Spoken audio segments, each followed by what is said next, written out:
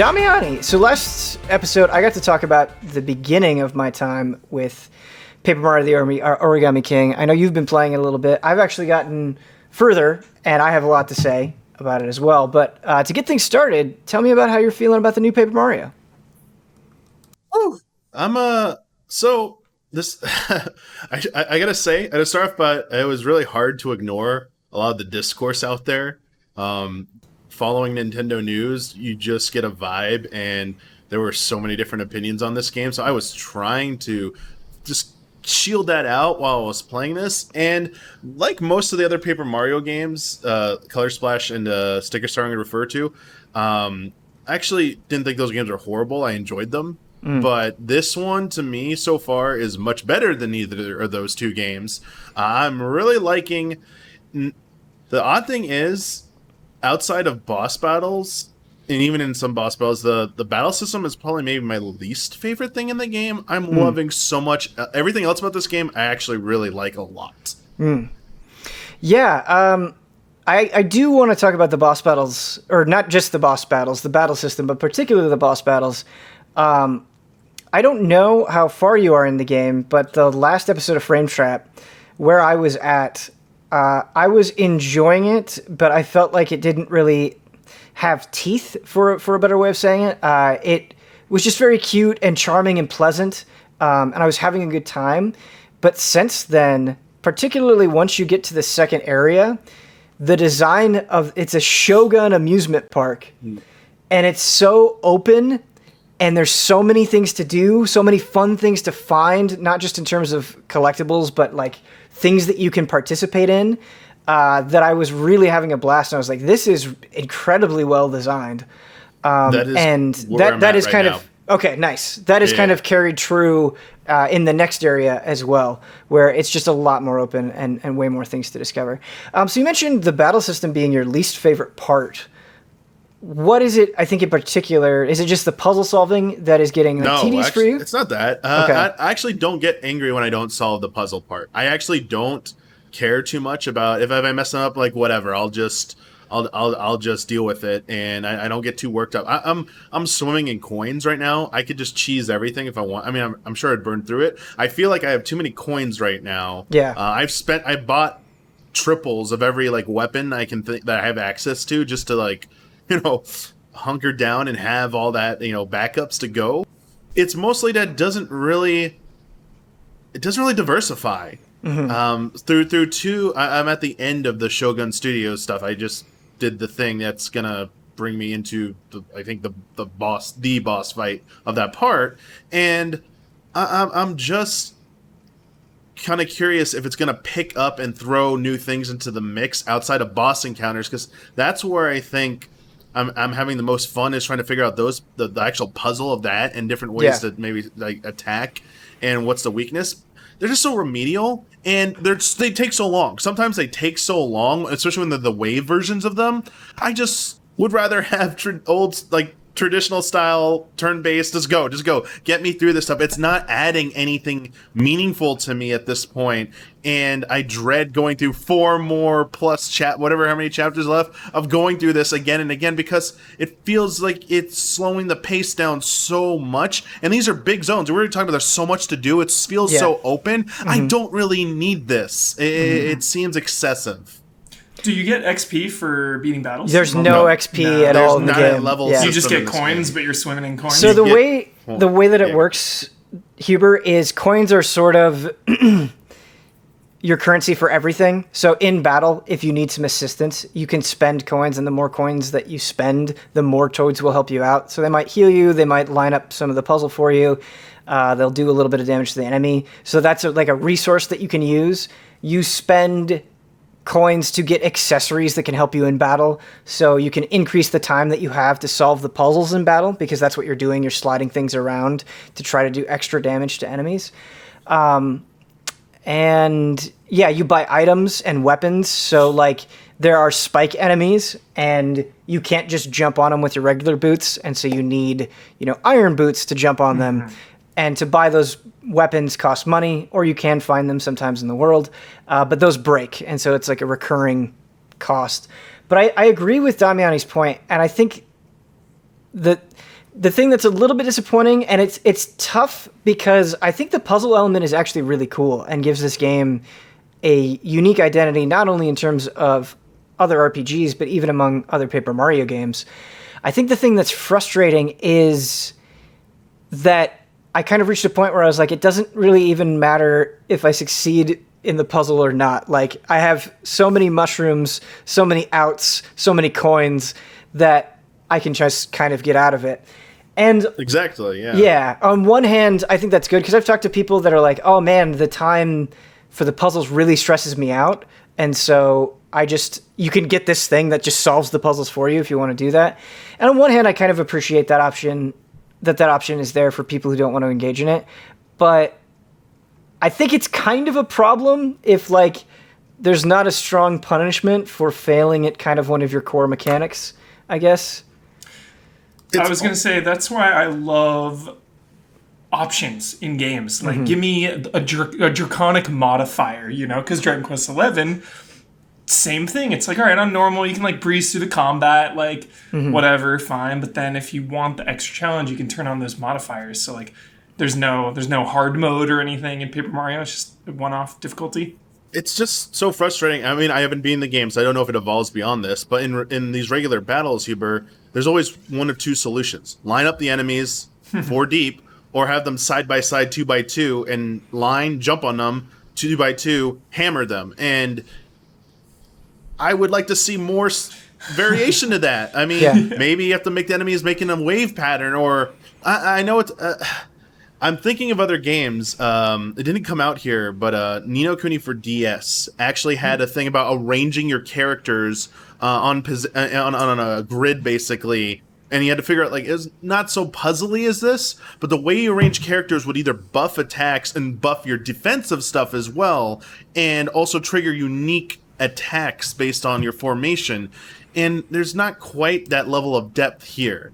And this is, it's becoming, I see how many turns I have to solve the puzzle. I already know what I'm doing. I'm like, it's easily going to be to push, like, slide them up or down, or this is a ring one. It's just becoming too predictable. And and outside of the boss battles, which we haven't talked about, I'm not feeling incentivized to really do anything other than just brute force at this point. I don't feel any gratification through the battle system anymore. And that's pretty early into the game. Huber, you were talking about options, and Ghost of Tsushima. We'll talk about this more when we get to that section of the podcast. But Ghost of Tsushima just added a lethal difficulty, and I was playing it before the show, and it really addresses a lot of my issues with Ghost of Tsushima because it just makes everything more valuable. It makes resources more valuable. Before, I felt like I was just swimming in options, and all of them were extremely strong. Whereas here, I feel like I need them more because damage is just so much more extreme than it was in even the hard difficulty. And it's nice that you can just switch that on the fly, right? Like, I don't have to boot up a brand new game to do that. I can just go into options and put that there. And so it's really an excellent addition and solution to feeling overpowered, right? Totally. But the boss battles, I actually want to talk about the boss battles because you were talking about more variety. And Damiani, where you're at in the game, it actually does get a little bit better. There are some enemies that throw some kind of fun modifiers into the puzzle solving. And I don't really want to give them away because they're kind of fun to discover on your own. But the variety does improve. And the boss battles, I like and dislike that the boss battles are like, okay, we're going to do kind of unique mechanics specific to this fight. So when you fight a boss, you still have to, like, line up arrows and find your way to the boss and do damage. But when they're vulnerable and, how you respond to their attacks is so far pretty much entirely unique to that boss, which I really, really, really like. The only point where it's become a problem is I was fighting this Firebird last night, and the way I got through it didn't feel great. It didn't feel like I was really utilizing strategy or making, like, great risks versus reward. It was just, you have to beat this boss. You have to know the trick to beat this boss. And then once you know it, it'll be trivial. And so I think that design is a little bit frustrating, where it's kind of all or nothing. It's not like degrees of it. It's like you know the gimmick or you don't. And at the same time, like I am glad that they're trying to be so unique with the bosses, but sometimes it feels like a little bit too gimmicky for its own good, I guess I would say, where it's not necessarily like, oh, this boss is a nice progression of everything I've learned up into this point. It's just like, oh, it's just a random mechanic that when you know it, you won't struggle at all, and if you don't know it, you'll probably just trial and error until you do, which is kind of a weird middle ground, I would say. Yeah. Or not middle ground, but design decision. That sounds unfortunate that it's either all or none. Yeah. Especially in that fight you just did, which I'm assuming is the fight that's coming up for me or one of them. Yeah. It's nice when fights actually either are a culmination of things you've been teased throughout the previous area. Hey, maybe you should use these things at these times, and if there's familiar visuals, cues, whatever, it says, oh, I remember that. I feel good about this. Or through the course of the battle, you at least even... You feel like you have a chance, and that something is kind of leading you along to draw the natural conclusion versus just raw trial and error. I'm usually not a fan of trial and error when it goes to that extreme either. Yeah. Damiani, I don't think you're quite there yet, but one of my complaints on the last episode was that Origami King is very delightful. It's very funny. It's very clever and cute. There are a lot of things where you'll go like, oh, that I see what you did there. That's awesome. But I wasn't feeling the emotional connection the way that I did to some of the characters in, say, Thousand Year Door, which I think has phenomenal characters. Origami King actually gets to that point. Wait, what? Yeah. Okay. It kind of... it comes in a way that I was not expecting, and unfortunately I did have a moment ruined for me, but I still think that it does kind of build up this emotional core between some of its characters in ways that it doesn't sort of let on in the beginning. And I am a lot more invested now than I was at the beginning the last time that I talked about it. That's good to hear, because the bomb character, and as much as they're trying with Olivia, it's not quite... I'm not feeling any connection. In fact, the narrative for me just serves as, set dressing for the atmosphere and what I'm actually, the context of what I'm doing. I don't feel invested in that. The environments are doing such a good job for me that's keeping me hooked. But I feel like if any of those environments falter, if the story doesn't kick in, but it's good to hear that. Yeah, it gets there. What's that? How's Bowser? So Bowser is featured pretty prominently in the beginning, and I haven't seen him since. I assume he'll come back in. Pretty sure he comes back in. Yeah, I remember seeing him folded out. Yeah, as the villain. He's been gone for a while. Haven't seen him. Yeah. Triumphant return. So I don't know if you did this, Ben. So I don't want to say too much if you didn't do this. Yeah, but there was a certain point in the second area, or I abandoned going forward, progressing in that second streamer area, and went somewhere else and started progressing in another area. I did hit a roadblock, but it did allow me to progress a little bit in that environment, and I got to see some a mechanic I hadn't seen yet about cool. exploration, and I had a type of battle that I had not had anywhere else outside of boss battles and or remedial battles, and I really liked that, and I think I spoiled myself because I was gleaming a person who does not exist stream, and they were at a certain boss battle, and when I just dropped in, I was like, oops, I should get out of here, and I saw what he was doing, and now that I've done an area, I was like, okay, this might be a thing, so I'm hoping this thing is a little bit more present in some form in the later stream areas, because I got a sense it's more open. And you get to choose your path a little bit more. Your objectives and the way you want to tackle them get a little bit less linear at that point, and it kind of seemed intriguing. Yeah, it definitely gets less linear. Like you have a lot of, like in the third area where I am now, you get a lot of room to explore and just kind of find secrets, and then you get another character who will find you even more secrets, and so it's really opening up in a pretty fantastic way. The other thing that I would say that I really like about it, and I think kind of speaks to the Mario RPG, Paper Mario kind of hallmark that I love so much is you'll do a lot of battles that are not RPG battles, that are just purely action focused. There are... That's what I'm referring to. Yeah. Okay. You'll do things where you just have to run and jump and hit, or you'll be like on a boat and you have to dodge rocks and logs and get coins and all this stuff. And so every area that I'm going to, they're really pushing themselves to be like, okay, here's a brand new thing. Here's this shuriken minigame that you can get involved in. Yeah. And there's just like, they're really cramming a lot in there, and it's full of ideas. And I think that is really, really, really excellent.